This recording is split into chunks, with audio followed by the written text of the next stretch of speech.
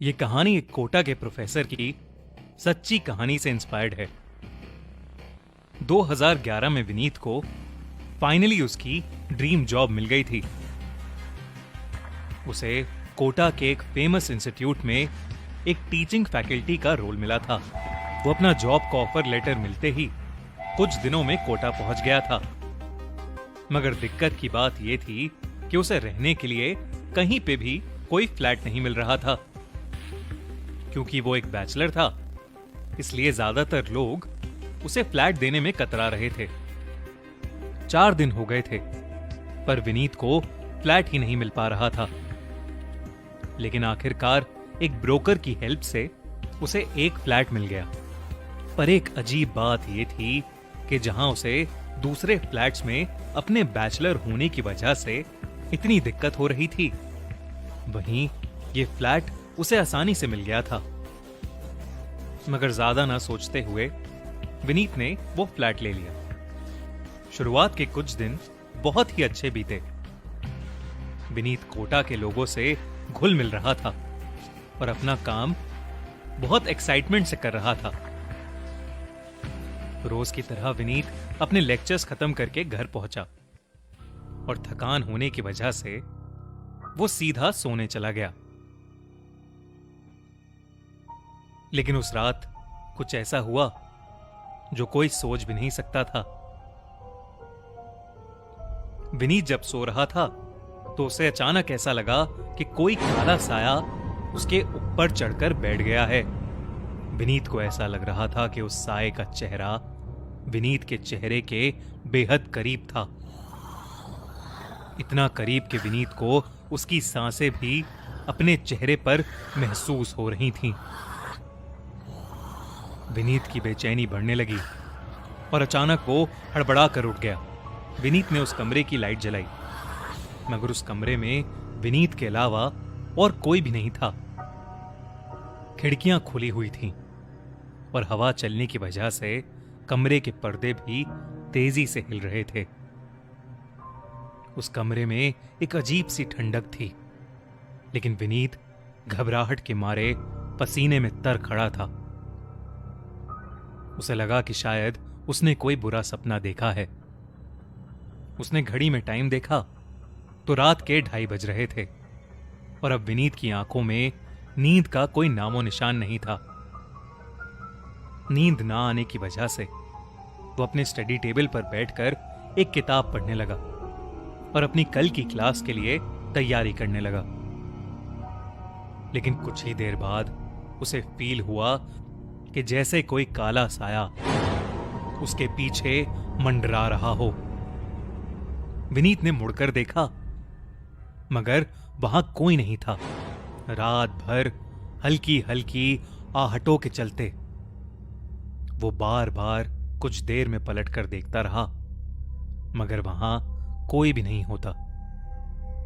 इसके चलते ना वो रात भर सो पाया और ना ही पढ़ पाया।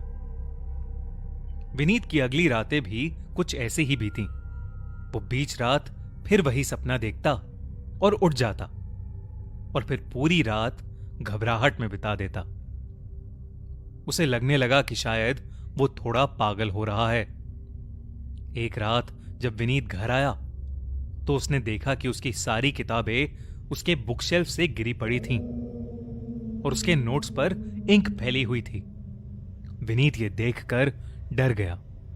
उसने देखा कि उसके कमरे की खिड़की खुली हुई थी, तो उसे लगा कि शायद तेज हवा के चलते उसकी किताबें नीचे गिर गई होंगी। वो अपनी किताबें समेटने लगा और वापस उन्हें अपनी टेबल के ऊपर रखने लगा।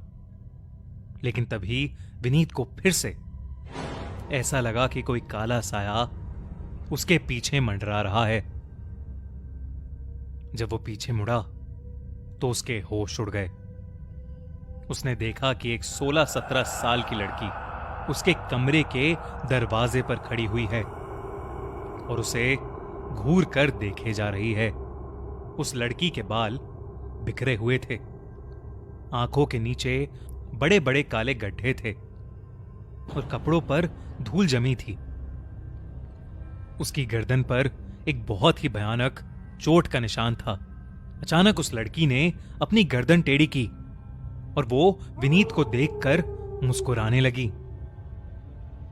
उसकी आंखें भी अचानक ही सफेद पड़ गईं और फिर एकदम से वो वहां से गायब हो गई। विनीत को समझ नहीं आया कि उसके साथ अभी अभी क्या हुआ है। उसे लगा कि उसका पागलपन बढ़ता जा रहा है और उसे कोई पागलपन का दौरा पड़ा है और वो ये सब कुछ हेलुसिनेट कर रहा है। वो सहमा हुआ नीचे गार्ड के पास गया, लेकिन गार्ड वहां नहीं था। फिर वो अपनी सोसाइटी के सामने वाले जनरल स्टोर पर गया। पिछले कुछ दिनों में उस स्टोर के मालिक से विनीत की अच्छी बातचीत होने लगी थी। विनीत को ऐसा डरा हुआ देख स्टोर के मालिक ने उससे पूछा कि उसे क्या हुआ है। विनीत ने उसे बताया कि उसका कोटा में मन नहीं लग रहा है और उसे लग रहा है कि धीरे धीरे वो पागल होता जा रहा है। ये सुनकर उस स्टोर वाले ने विनीत से पूछा कि वो सामने वाली बिल्डिंग के कौन से फ्लैट में रहता है। जब विनीत ने अपना फ्लैट नंबर उसे बताया तो वो एकदम से शॉक हो गया। उसने विनीत से पूछा कि क्या उसे उस फ्लैट के बारे में सब पता है। विनीत को कुछ समझ नहीं आया तो स्टोर वाले ने उसे बताया विनीत के वहां आने से कुछ साल पहले एक मां अपनी बेटी के साथ उस फ्लैट में रहा करती थी और पढ़ाई के प्रेशर की वजह से उसकी बेटी ने उसी फ्लैट में सुसाइड कर लिया था और तब से वो जगह खाली पड़ी है।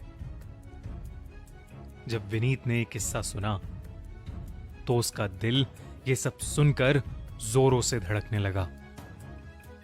मतलब जो भी विनीत इतने दिनों से महसूस कर रहा था, जिस लड़की को उसने अपने दरवाजे पर देखा था, वो कोई हैलुसिनेशन नहीं था, वो सब सच था।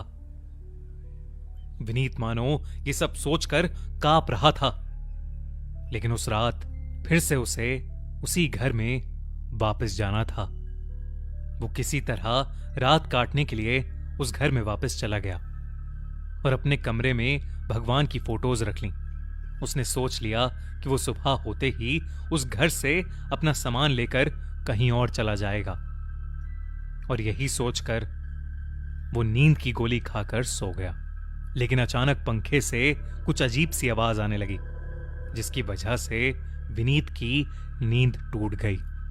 जब उसने अपनी आंखें खोलकर देखा तो उसकी सांसें मानो रुक गईं। पंखे से उसी लड़की की लाश लटकी हुई थी जो विनीत के उठते ही पल भर में गायब हो गई। उसके बाद विनीत ने ना वक्त देखा और ना ही किसी सामान की परवाह की। वो चीखता हुआ उस घर से बाहर दौड़ गया। उसने बची हुई रात एक होटल में काटी और अपने मकान मालिक को कॉल करके बहुत सुनाया। अगले ही दिन उसने अपने एक दोस्त की मदद से वो घर खाली किया और वहां से बहुत दूर कहीं रहने चला गया।